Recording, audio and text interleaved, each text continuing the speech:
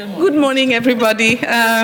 Welcome to this session. We're really very happy, Suzette and myself, to co-chair this session. We're here with a lot of people who do have sound experience on migration issues related to HIV. And this session is actually meant to help us understand a little bit more about the impact of travel restrictions on universal access to HIV services for workers, for migrant workers. The way we will run the session is that we're going to have a series of presentations. You do have the flyers with you. And then we'll have a panel discussion through which we hope to engage with you and have a truly interactive session. With no further ado, I'm going to pass on the floor to my co-chair, Suzette, for her to introduce herself and also introduce the speakers. And my name is Alice Ouedraogo. I'm working for the ILO in the HIV and AIDS program. Thank you, Alice.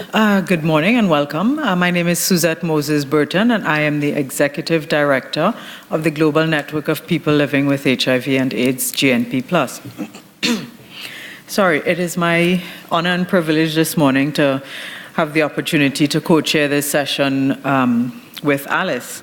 As we look at discussing the issues and the impact of travel restrictions on universal access and the perspectives of migrants sending and receiving countries.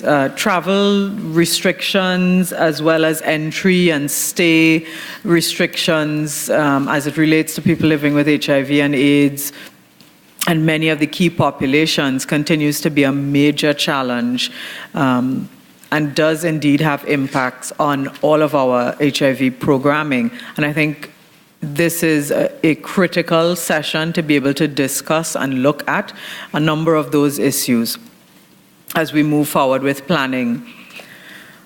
So we have a rather distinguished panel this morning with us. We have Peter Weisner. Peter is a member of the European AIDS Treatment Group and co-author of the Global Database on HIV-related travel restrictions. We also have with us Owe Franco, who's a member of Pinoy Plus Association, a support group of persons living with HIV in the Philippines. He's a former migrant worker and also advocates on migration issues with the help of Achieve Incorporated. And last but not least, we have with us Manuel De Quinta, and I'm looking through all my notes, my apologies. And Manuel De Quinta is the HIV/AIDS Regional Program Advisor for Asia Pacific based in Bangkok. Of UNAIDS, yes.